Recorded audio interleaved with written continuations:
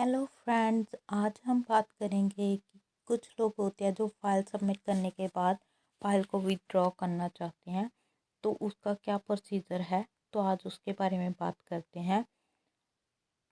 तो सबसे पहले यहाँ पे ये गाइडेंस इस पेज पे होगी। ये हमारा CIC का ऑफिशियल वेबसाइट है जिस पे उन्होंने सब कुछ मेंशन किया है कि आप कैसे और कौन से तरीके हैं जो अपना सकते हैं अपनी फ़ाइल को विथड्रॉ करने के लिए, और कौन से आपको प्रूफ जो होते हैं वो अटैच करने होंगे। तो सबसे पहले ये पॉलिसी है। इस पॉलिसी में, इस एक्ट के अकॉर्डिंग ये लिखा है कि अगर आप वो विथड्रॉ कराना चाहते हैं, is to permit applicants to withdraw their applications in the event that a misrepresentation investigation is under वे।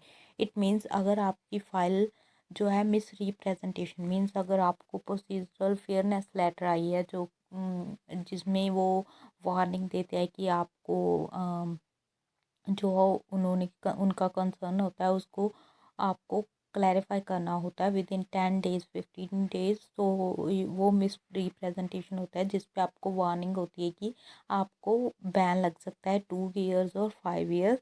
सो अगर वो है तो यहाँ पे उन्होंने बोला है कि IRCC में deny an applicant's request to withdraw their application or hold it in abeyance until a formal decision has been made on their application। सो इसमें उन्होंने लिखा है कि अगर मिस रिप्रेजेंटेशन इन्वेस्टिगेशन है जो अपने वो प्रोसेस हो रही है, तो जो RCC मेंबर मींस जो वीज़ा ऑफिसर्स हैं वो आपकी रिक्वेस्ट को डिनाई भी कर सकते हैं, मींस रिफ्यूज़ भी कर सकते हैं, और आपकी एप्लीकेशन को होल्ड भी कर सकते हैं जब तक कि कोई फॉर्मल डिसीजन नहीं लिया जा सकता। तो ये था मिस रिप्रेजेंटेशन वालों के लिए। तो जो दूसरे होते हैं उनके लिए ये पॉलिसी है कि आपके पास 3 उनने ऑप्शंस दी हैं। फर्स्ट ये है कि the applicant informs the citizenship office that they will not be available to pursue their application and will continue to be unavailable for the foreseeable future.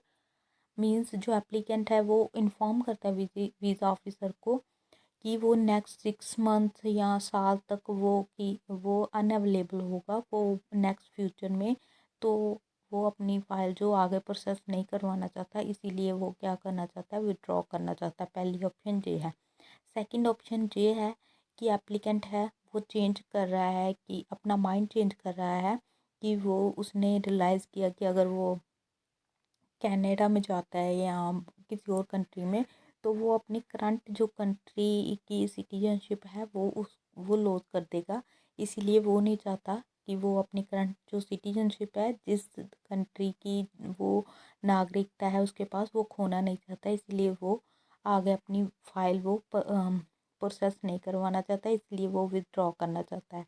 Third option ये है कि एप्लीकेंट फील करता है कि वो रिक्वायरमेंट जो होती है फाइल को मीट करने के लिए, जो रिक्वायरमेंट्स रूल्स और रेगुलेशंस है वो फॉलो नहीं हो रहे, उसे जो रिक्वायरमेंट्स है वो कंप्लीट नहीं कर पा रहा, तो वो रिक्वेस्ट कर सकता है कि वो विथड्रॉ कराना चाहता है अपनी एप्लीकेशंस को। तो ये सब 3 पॉइंट मेन थे, ऑप्शंस मेन थी कि आप विथड्रॉ कब करवा सकते हो। अगर इन 3 सिचुएशंस में से आप पे कोई लागू होती है तो आप विथड्रॉ करवा सकते हो। तो इस पे जो जनरल रूल्स हैं कि आपको क्या करना है, आपको वेब फॉर्म थ्रू भी कर सकते हो। इन्होंने ये लिखा है कि request to withdraw an application must be done in writing by using the withdraw request form. यहाँ पे ये रिक्वेस्ट फॉर्म है CIT0027, ये रिक्वेस्ट फॉर्म है, ये आपको फिल करना है। और इन्होंने लिखा है the withdrawal form is send to the local office responsible for the processing of the file. Means जो लोकल ऑफिस है, मीन्स इंडिया वाले मेन ऐसा होता है कि न्यू दिल्ली, जैसे आपकी फ़ाइल प्रोसेस हो रही है तो आप न्यू दिल्ली वहाँ पे अपना फॉर्म जो सेंड करोगे, तो इस तरह से आप विथड्रॉ अपनी एप्लीकेशन पा सकते हो। एंड इन्होंने लिखा है कि ऑल रिक्वेस्ट जो होती है विथड्रॉल की, ऑल रिक्वेस्ट होती है वो रिव्यू होगी, उसके बाद असेस की जाएगी, जांची जाएगी, उसके बाद उसका डिसीजन लिया जाएगा कि आपको विथड्रॉ के लिए वो आपकी एप्लीकेशन अप्रूव कर रहे हैं, एक्सेप्ट कर रहे हैं आप, और डिनाई कर रहे हैं, मीन्स रिफ्यूज़ कर रहे हैं।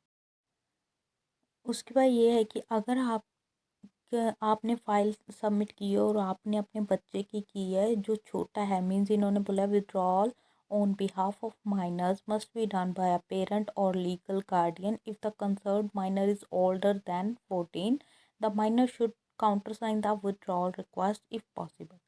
तो उन्होंने बोला है कि जो छोटा बच्चा है उसकी जो विड्रॉल एप्लीकेशन है वो पेरेंट या जो भी उसका लीगल गार्डियन है उसकी तरफ से होनी चाहिए। लेकिन अगर 14 से वो बड़ा है तो उस वो साइन भी करे अगर हो सके तो ये था हमारा प्रोसेस।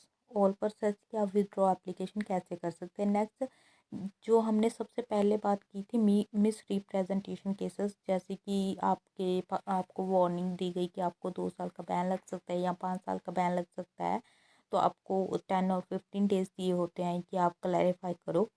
तो ये उस पे है, ये उनकी है कि किन किन पे वो डिनाई कर सकते हैं या फिर आपकी एप्लीकेशन होल्ड कर सकते हैं।